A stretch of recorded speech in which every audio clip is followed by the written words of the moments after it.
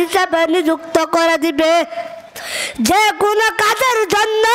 ওই ফেরেশতাই তাকে সাহায্য করবে আর যারা বলে সুবহানাল্লাহ আসসালামু আলাইকুম ওয়া রাহমাতুল্লাহি ওয়া বারাকাতুহু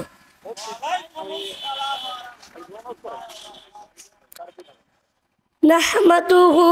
ونصلي على رسوله الكريم أما بعد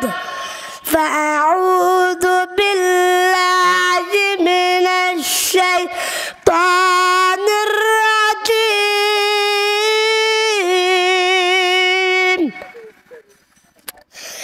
بسم الله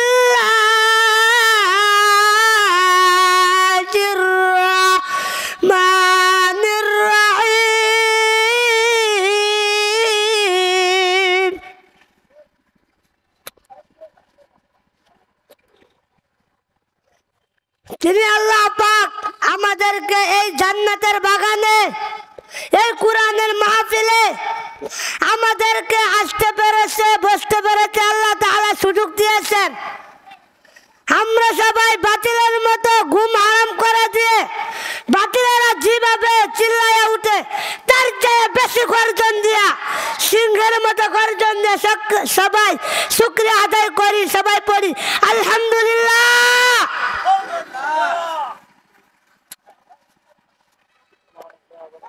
তো আমি এই কথা বলতে চাচ্ছিলাম যে আমার আল্লাহ তাআলা একটা নামাজ দিয়েছেন সেই নামাজ নামের নাম হলো সালাতুল হাজত এই নামাজটা যে পড়বে আমার আল্লাহ তাআলা সেই বান্দার জন্য তার বরিকাত হিসেবে আমার আল্লাহ তাআলা তার ফেরেশতা নিযুক্ত করে দিবে সুবহানাল্লাহ ও আমার যুবক ভাই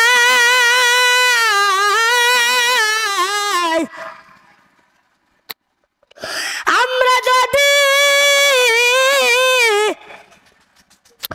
সালাতুল হাজত নামাজ পড়তে পারি আমার আল্লাহ তাআলা একজন রহমতের ফেরেশতা তার জন্য বরিকাত হিসেবে নিযুক্ত করে দিবে যে কোনো কাজের জন্য ওই ফেরেশতাই তাকে সাহায্য করবে আর যারা বলে সুবহানাল্লাহ আমরা সালাতুল হাজত নামাজ কখন পড়ব আমরা তো 5 ওয়াক্ত থেকে 1 ওয়াক্ত নামাজ পড়ি না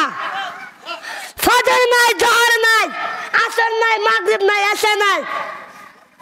সারা দিন সিনেমা হলে যা বসে থাকি কোন জায়গায় কি হচ্ছে সেটা নিয়ে বসে থাকি অথচ মুয়াজ্জিন হাইয়া আলাস সালাহ বলে ডাক দিছে মুয়াজ্জিন বলতেছে নামাজে আসো কল্যাণে আসো একবারে তুমি আজানের ডাকে সুরা দিয়ে ওই মসজিদে গেলা না তুমি তো 5 ওয়াক্ত থেকে 1 ওয়াক্ত নামাজে পড়ো না তুমি সালাতুল হাজত নামাজ কিভাবে পড়বা ভালো করে চিন্তা করে যুবক ভাই একটা বড় হুজুর গো হাকিমে লুকমান তার ছেলেকে কিছু ওসিয়ত করেছিলেন তার ছেলে বাবাকে বলে ও বাবা আমাদের তো বিজনেস করতে হবে যখন ওই বাবা বলে বাবা